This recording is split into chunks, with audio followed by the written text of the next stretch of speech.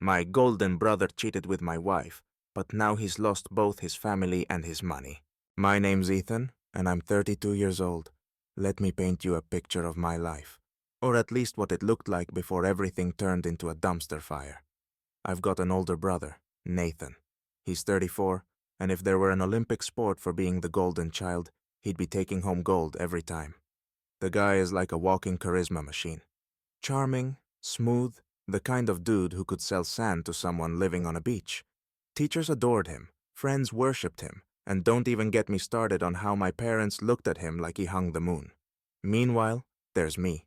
Quiet, dependable, and about as noticeable as a wallflower in a field of sunflowers. Exciting stuff, I know. But let's fast forward a bit to my life at 28. I just married Sophie, the love of my life. Sophie was everything to me.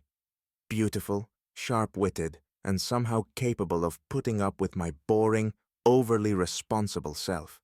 She was my rock in this chaotic world, and I was convinced we were the dream team. Honestly, I thought we were unbreakable, like one of those couples in cheesy rom-coms that laugh at adversity. Spoiler alert, life is not a rom-com. The first crack in my perfect life appeared during one of those classic family barbecues at my parents' place. You know the vibe: grilled burgers, annoying relatives, and way too much potato salad. Sophie and Nathan were off to the side, laughing at something. At first it seemed harmless.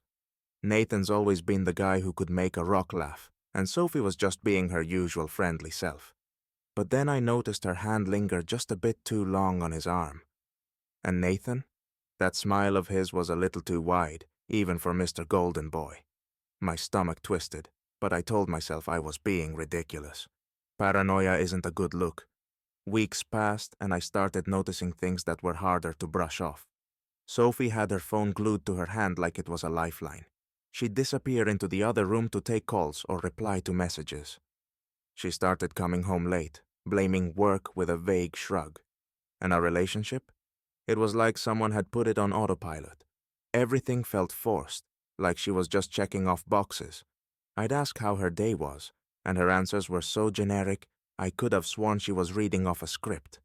Here's the thing about gut feelings. They're usually right, but they're also the last thing you want to listen to when the truth might rip your life apart. So, I ignored the growing knot in my stomach and convinced myself that everything was fine. After all, Sophie was my wife, Nathan was my brother, and we were family. What could go wrong? Turns out, everything. It all went to hell on a Friday night. Classic, right? Fridays are supposed to be for unwinding, maybe a pizza and some bad TV. Not this time. Sophie was out. Again. Work? Yeah, sure.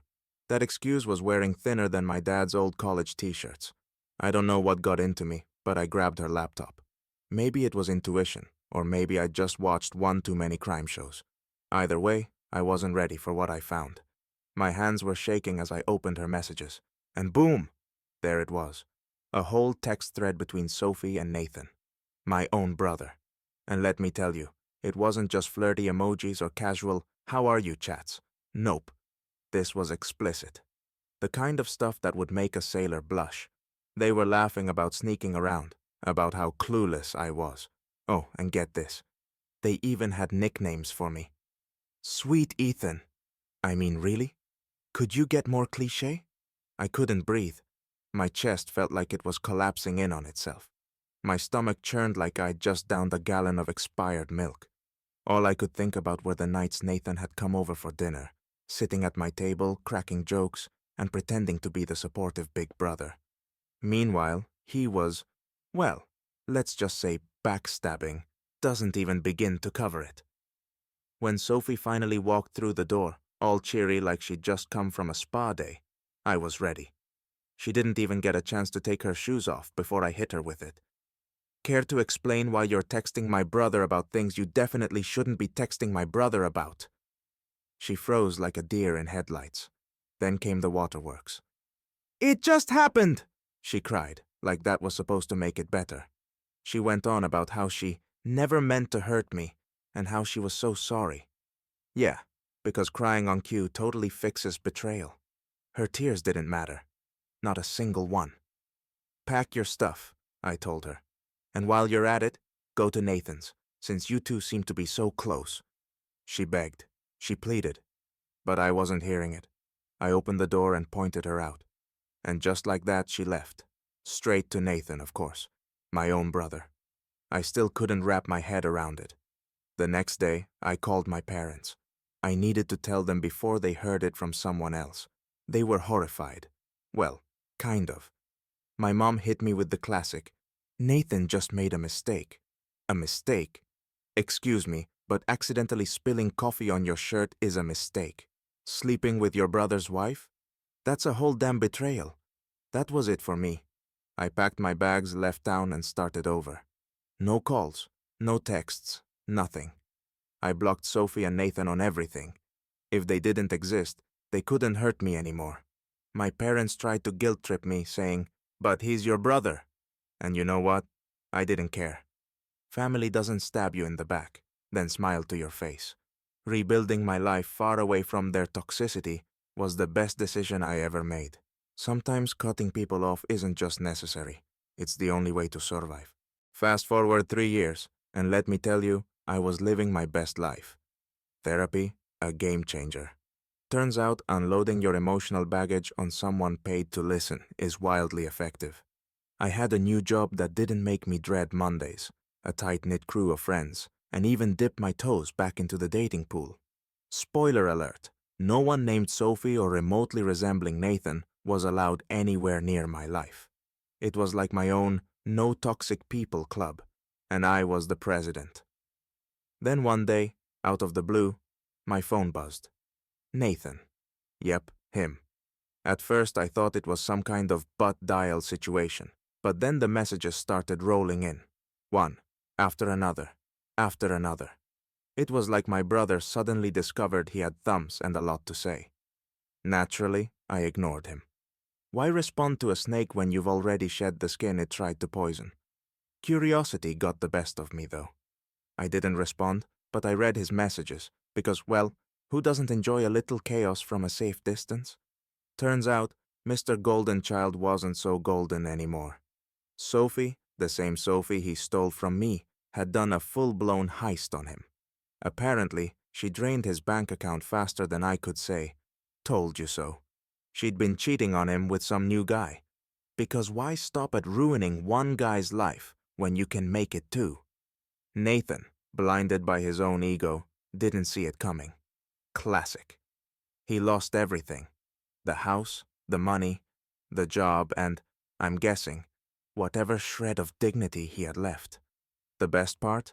He wanted to talk. His messages were dripping with desperation. "I need family now more than ever," he wrote, like he hadn't been the architect of his own downfall. Dude, are you serious? I didn't even bother responding. Blocked him faster than you can swipe left on a bad dating profile. And okay, I'll admit it. There was a tiny part of me, deep down, that felt satisfied. Don't judge me.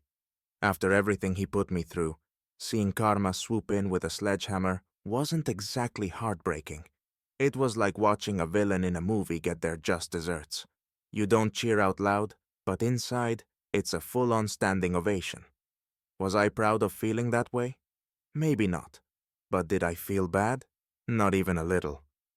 Nathan built his house on lies and selfishness, and when the storm came, it didn't just knock on the door. It bulldozed through. Sometimes life has a funny way of dishing out justice, and honestly, I was just here for the show. A few weeks after Nathan's desperate texts, my mom called. She wasn't even subtle about it. "Ethan, your brother is staying with us, and he's not doing great. Can't you forgive him? He needs you right now," she said, her voice dripping with that classic guilt trip tone. I sighed. "Mom, forgiveness and forgetting are not the same thing. Nathan made his choices, and now he's dealing with the fallout. That's not my responsibility." She tried to argue, rambling about family and second chances, but I wasn't having it. "Look, he burned this bridge himself, and I'm not interested in rebuilding it. Let him figure it out. He's always been the genius, right?" She went silent, probably stunned that I wasn't caving like I used to. But I was done being the nice guy who put everyone else's needs above his own. Now, I'm engaged to Claire. A woman who doesn't just say she values trust, she lives it. She knows the whole Nathan and Sophie saga, yet she's never let my past define me. Claire is the kind of person who makes you believe in people again. With her, life is simple, honest, and joyful. Something I never thought I'd have after everything that happened. Nathan, on the other hand, is still floundering. He's hopping from one couch to another, trying to salvage the mess he made. Word through the family grapevine is that he's jobless, broke, and full of regret. Do I wish him ill? Not at all. But do I want him back in my life? Not a chance. Some bridges are better left in ashes. And Sophie? She's nothing more than a shadow now. A bitter reminder of the pain and betrayal I left behind. She taught me a hard lesson about trust, but that's all she'll ever be. A lesson. These days, my life is brighter and stronger than ever. I'm building a future with someone who truly values me. And it all comes down to one truth. Walking away from people who destroy you isn't just necessary. It's empowering. I don't hate Nathan or Sophie anymore, but I've learned to love myself enough to never let them back in.